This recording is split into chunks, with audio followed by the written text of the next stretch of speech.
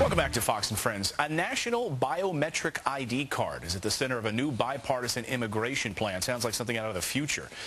Supporters say it'll help prevent the hiring of illegal immigrants, but critics call it a major invasion of privacy. There's a lot to talk about with this story. Here for fair and balanced debate on this is Alex Norasta, policy analyst at Competitive Enterprise Institute, and Dan Stein, president of the Federation for American Immigration Reform. Alex and Dan, nice to see you this morning. Good to be here. Alex, you know the concern. This is a bipartisan effort. Chuck Schumer, Lindsey Graham coming together saying, look, we need some form of ID to make sure companies aren't hiring illegal immigrants. What's wrong with a national ID card?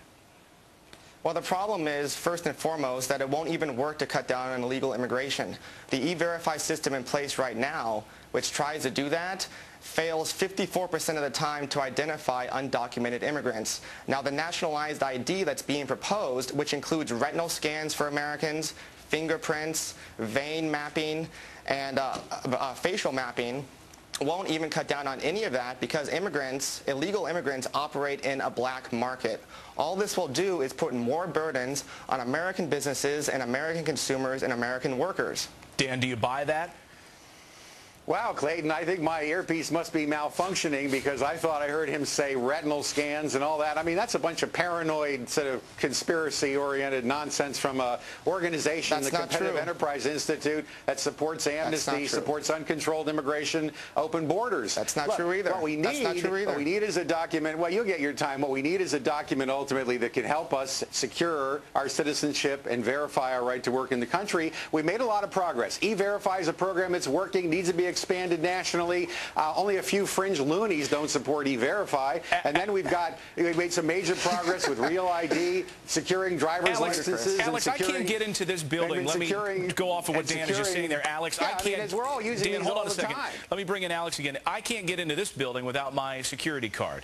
I work here. They won't let me in if I don't have my security card. What's wrong about having a card that identifies all of us? Well, we already do. We actually have several forms of identification that identify us. I mean, let's not forget, we have a birth certificate, we have passports, we have driver's licenses, we have bank cards, we have school IDs, we have numerous forms of identification. But Dan, isn't the story... Dan, isn't the story really that there are a lot of companies hiring people they don't want? They're secretly hiring these people. They don't want to have to use one of these IDs because they're going to get around it anyway. Yeah, Clayton, see, the reason why we don't make progress is that the business lobby, of which this guy is a part of, supports illegal immigration and opposes immigration. If you support illegal alien health care ripoffs, illegal alien welfare ripoffs, if you support massive border invasions, then you want to support the Competitive Enterprise Institute. But if you want to support FAIR and what FAIR is trying to do, which is secure our borders, enforce our immigration laws, and get some sense in the process, we need to secure the documents we have right now. Social Security card, driver's license, make what we have work better, and that's where we ought to be heading. Alex, defend that. What we don't need is an amnesty program. Alex, go ahead and defend that. Is it because a lot of these companies, look, are secretly hiring illegal immigrants? They don't want to have this kind of a card. They're going to go around the process anyway.